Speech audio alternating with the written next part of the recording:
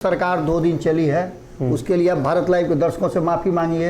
आपके एब्सेंटी में रातों रात प्रॉब्लम दे रहा था, तो सबसे पहले माफी मांगिए। अंतरिम सरकार किसी तरह से हमने चलाया है जी। दूसरा, आपने फिर एक कलह पैदा कर दिया। जहाँ एक तरफ पशुपति कुमार पारस और चिराग पासवान को चाचा भतीजा को एक करने की बात हो रही थी, कारण कि एक चाचा भतीजा तो अलग थे, एक हो गए, दोनों को एक करने की बात बिल्कुल। तो चल रहा था कि बच्चा पर बड़का आरोप लगा दिया जी, और ये आरोप छोटा मोटा नहीं है, बहुत बड़ा आरोप है कि चाचा भीतरे भीतर मिले हुए हैं। 2020 के चुनाव को लेकर के 2019 के चुनाव और 2015 के चुनाव तक जी बहुत सारी बातें ऐसी है जिसका खुलासा अगर हो जाए तो चिराग पासवान का कहना है कि चाचा उसी समय मतलब साफ हो जाएंगे। लगातार संभावना व्यक्त कर रहे थे कि माफी मांग ले तो हमारे साथ आ जाएगा, लेकिन चिराग पासवान ने इन सारे संभावनाओं से इनकार कर दिया है। और यही कारण है कि फिर से एक तल्खी और कलह आपको देखने को मिला है कि जब परिवार और पार्टी दोनों को आपने तोड़ दिया तो फिर मिलने का कहाँ। एक टूटा होता और एक को बचा के रखे होते तो निश्चित रूप से, कई बार चिराग पासवान से मेरी बातचीत हुई है, उस बातचीत के दौरान उन्होंने कहा है कि आगे भी कहा जा रहा है कि उनसे बातचीत के बाद अब नए रास्ते की तैयारी शुरू हो रही है और संभावना यह व्यक्त की जा रही है कि जब अगर अंतिम फैसला होगा। नमस्कार, भारत लाइव देख रहे हैं आप और ये रातों रात है। एक बार फिर से कई खबरों के साथ हाजिर है, चर्चा करेंगे, जानने की कोशिश करेंगे कि आखिर इस खबर के आगे की जो घटनाक्रम है वो क्या होने वाली है। पहली खबर की तरफ चलते हैं, जहां एक तरफ मुख्यमंत्री नीतीश कुमार चिराग तेजस्वी को लेकर चर्चा चल रही है, तो ऐसे में आज के रातों रात का सबसे मुख्य मुद्दा चिराग पारस में सुलह पर कलह हो चुका है। चिराग पारस की सुलह की बात चल रही थी और ऐसे में कलह शुरू हो गई है, बयानबाजी दोनों तरफ से शुरू हो गई है। कोई किसी के संपत्ति की जांच करा रहा है, कोई किसी के संपत्ति की चर्चा कर रहा है। क्या चल रहा है? सबसे पहले तो अंतरिम सरकार 2 दिन चली है, उसके लिए अब भारत लाइव के दर्शकों से माफी मांगिए। आपके एब्सेंटी में रातों रात प्रॉब्लम दे रहा था, तो सबसे पहले माफी मांगिए। अंतरिम सरकार किसी तरह से हमने चलाया है जी। दूसरा, आपने फिर एक कलह पैदा कर दिया। जहां एक तरफ पशुपति कुमार पारस और चिराग पासवान को चाचा भतीजा को एक करने की बात हो रही थी, कारण कि एक चाचा भतीजा तो अलग थे, एक हो गए, दोनों को एक करने की बात बिल्कुल। तो चल रहा था कि दोनों एक हो जाएंगे और आने वाले चुनाव में दूसरे चाचा भतीजा को पटकनी देंगे, लेकिन यहाँ तो खेले भंडोल हो गया है। यहाँ तो चाचा भतीजा को जोड़ घटाव करते करते अचानक से हुआ क्या कि भतीजा चाचा पर बड़का आरोप लगा दिया जी। और ये आरोप छोटा मोटा नहीं है, बहुत बड़ा आरोप है कि चाचा भीतरे भीतर मिले हुए हैं, कुछ गड़बड़ कर रहे हैं और नीतीश कुमार के यस मैन बन करके काम कर रहे हैं। इसका मतलब कि कहीं ना कहीं मामला गड़बड़ है।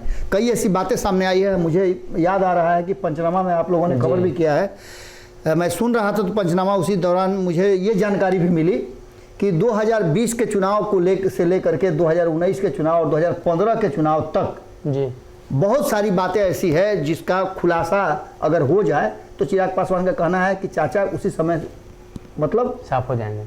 हाँ, माने उनकी कहानी खत्म हो जाएगी। दूसरा, उन्होंने एक इशारा जरूर किया है और ये इशारा नरेंद्र मोदी के लिए और भारतीय जनता पार्टी के लिए बड़ा ही इंपॉर्टेंट है कि कहीं ना कहीं पशुपति कुमार पारस का जो संबंध है वो एनडीए विरोधी है जी। एनडीए में रहकर लगातार बिल्कुल। तो ऐसी स्थिति में बहुत सारी ऐसी चीजें सामने चल रही हैं, एक दूसरे पर हमले का दौर चल रहा है। इस बीच में हमने खबरें भी चलाई हैं और पशुपति कुमार पारस लगातार संभावना व्यक्त कर रहे थे कि माफी मांग ले तो हमारे साथ आ जाएगा, लेकिन चिराग पासवान ने इन सारे संभावनाओं से इनकार कर दिया है। और यही कारण है कि फिर से एक तल्खी और कलह आपको देखने को मिला है कि जब परिवार और पार्टी दोनों को आपने तोड़ दिया तो फिर मिलने का कहाँ। एक टूटा होता और एक को बचा के रखे होते तो निश्चित रूप से, कई बार चिराग पासवान से मेरी बातचीत हुई है, उस बातचीत के दौरान उन्होंने कहा है कि उनका फर्ज बनता था कि पिताजी के इंतकाल के बाद ये परिवार के मुखिया थे और दोनों भाई नहीं रहे जी। एक तरफ जहां प्रिंस बिना पिता के रह गया, मैं बिना पिता के था, तो ये सबके पिता बनकर के अगर साथ में रहे होते, संभाले होते परिवार को, तो निश्चित रूप से इनके प्रति कोई आदर सत्कार होता। लेकिन जिस रास्ते ये निकल पड़े अपनी कुर्सी के लिए, अपनी सत्ता के लिए, वो कहीं ना कहीं इस बात की तरफ इशारा करता है कि अब इनके साथ कोई सुलह नहीं हो सकता है। परिवार के अन्य सदस्यों को जब तकलीफ होगी तो मैं उनके साथ खड़ा हूं, कोशिश करूंगा किसी को कोई तकलीफ नहीं है, लेकिन इनके रहते हुए मैं वो परिवार और इनके साथ कोई संबंध आगे नहीं रखूंगा। उपेंद्र कुशवाहा लगातार नीतीश कुमार के साथ प्लान बना रहे हैं, नीतीश के विरुद्ध प्लान बना रहे हैं। ये नए प्लान का जब खुलासा हुआ है, हम लोगों ने दर्शकों को बताया है, क्या लगता है इस प्लान के तहत कुशवाहा क्या रणनीति रच रहे हैं? नहीं, आपको ये नहीं लगता है कि जब कमज़ोर आदमी जिसको कहा जा रहा हो और वो अपना हिस्सा लेने के लिए लाठी फरसा गणासा लेकर के लोग तैयार हो, खदेड़ देंगे, भगा देंगे, तुम यहाँ था कहाँ, तुम्हारा कैसे हिस्सा बनता है, उसके बाद भी कोई आदमी अगर टिक करके बैठा हुआ है अपना खूंटा गाड़ करके कि भाई हम तो बिना हिस्सा लिए जाएंगे नहीं, और वो भी हिस्सा का बात तब होगा जब हमको जाना मेरी मजबूरी होगी। जी जी, उससे पहले तो हम इसी घर में रहेंगे, छाती पे मूंग डालेंगे। तो उपेंद्र कुशवाहा के पास और कोई रास्ता नहीं है। अब देखिए पानी में डूब रहे हैं बेचारे, क्या करेंगे? इससे अच्छा लड़िए जाए, नाव पकड़ के डूबे कि नीतीशों को डुबाएंगे। निश्चित रूप से यहाँ बात आती है तिनके के सहारा का, और कहीं ना कहीं जो बातें आप लोगों ने डूबेंगे साथ में ले डूबेंगे। बिल्कुल, आप लोगों ने खबर में जो बातें कही हैं उसमें बहुत सारी चीज़ें ऐसी संभावित हो रही हैं। हालांकि हम इस पर पूरी तरह से अभी नहीं कह सकते हैं क्योंकि हमारे पास उसका कोई रास्ता नहीं है, लेकिन एक रास्ता हमारे पास है जो लगातार हमारे पास फ़ोन कॉल्स आ रहे हैं, और वो जदयू के लोगों का फ़ोन कॉल्स आ रहा है कि हमें रोका जा रहा है। हम 19-20 के जो मीटिंग है उस मीटिंग में शामिल होना चाहते हैं, लेकिन नहीं, क्या करें बाबा? अरे भैया, हम आपके मालिक थोड़े हैं, आपको खुद डिसीजन लेना है कि आपकी पार्टी बच रही है, डूब रही है। जो नीतीश कुमार कह रहे हैं, ललन सिंह कह रहे हैं वो सही है, जो उमेश कुशवाहा कह रहे हैं वो सही है, या फिर जो उपेंद्र कुशवाहा जिस रास्ते निकले हैं वो सही है। आपको याद होगा कि पिछले करीब 10 दिनों से जब से उन्होंने ये बात कहा है कि पार्टी जो है, इससे पहले आरसीपी सिंह कह रहे थे कि जदयू जो है डूबती हुई जहाज है, इसलिए मैं उतर गया, आप भी उतर के बाहर हुई है।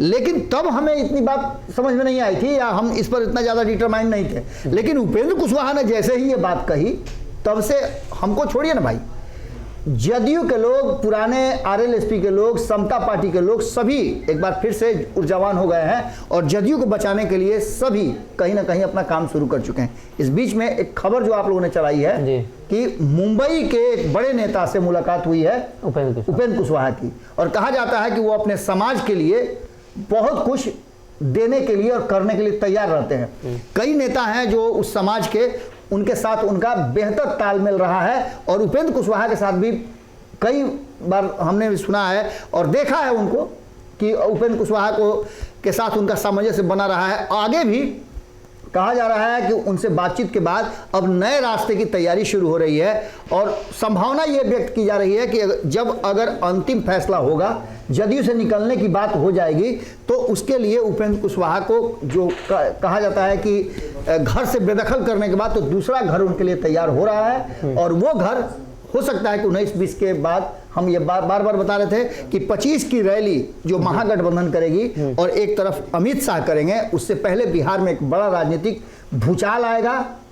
अगर उससे भी कुछ खतरनाक हुआ तो सुनामी भी ला सकता है। जी, तेजस्वी को सीएम बनाने का जुगाड़, लालू प्रसाद तो आ गए हैं।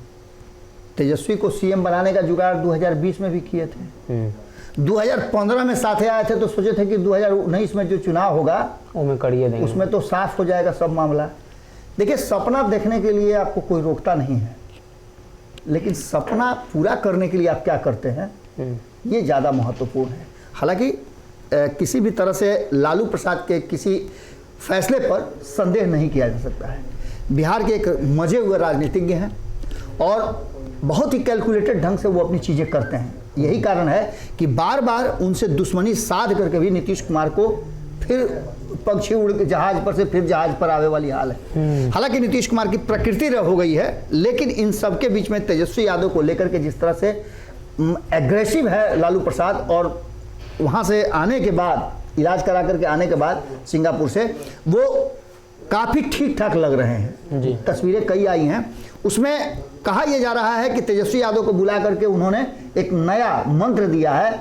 उस मंत्र को लेकर के तेजस्वी यादव भ्रमण शुरू कर चुके हैं। भ्रमण करना था नीतीश कुमार को और भ्रमण शुरू कर दिए हैं तेजस्वी यादव। ये कहीं ना कहीं नीतीश कुमार पर एक दबाव बनाने की कोशिश है, जिससे कि मुख्यमंत्री की कुर्सी उनके लिए तय हो जाए। और इसके जुगाड़ तंत्र में और भी कई बातें कही जा रही हैं कि कहां से 122 का जुगाड़ होगा। मैंने तो कहीं ये भी सुना है कि 7 सीट घट रहा है, वो 7 सीट लाने के लिए सारी तैयारियां पूरी हो चुकी हैं। देखिए, कहने का मतलब काठे कटहर ओठे तेल वाला हाल है। अब आगे क्या होता है ये तो भविष्य बताएगा, लेकिन इतना आप मान के चलिए कि लालू प्रसाद अपने जीवन में, अपने जीवन काल में चाहते हैं कि एक बार फिर से पूर्ण सत्ता की तरफ उनका परिवार और पार्टी आ जाए, और इसके लिए वो जुगाड़ तंत्र में लग गए हैं। यही कारण है कि अलग अलग राजनीतिक दलों और अलग अलग राज्यों के मुख्यमंत्रियों से तेजस्वी यादव लगातार मुलाकात करके दबाव बना रहे हैं और ये दर्शाने की कोशिश कर रहे हैं कि वो इस लायक हो गए हैं कि बिहार की सत्ता पर वो आगे कंटिन्यू कर सकते हैं। तो कहीं ना कहीं बिहार में मुख्यमंत्री नीतीश कुमार के जगह पर तेजस्वी को सीएम बनाने के लिए लालू प्रसाद अपना जुगाड़ लगा सकते हैं। वही अगर बात करें तो चिराग और पारस के बीच अब सुलह नहीं हो पाएगी। अगर ये वीडियो पसंद आई और वह बिहार के राजनीति और बिहारियत से सरोकार रखेनी तो सब्सक्राइब बटन दबा के चैनल के सब्सक्राइब कर ली। ओजे एगो घंटी बा, ओकरा बटन दबा देला से कुल सटीक और मारक खबर रुआ मुफ्त में मिल जाई। अगर रुआ पत्रकारिता के हमनी के नया प्रयोग में सहयोग कर चाहतानी तो ज्वाइन बटन दबा दी। पेटीएम नंबर नोट कर ली 9386816700। धन्यवाद।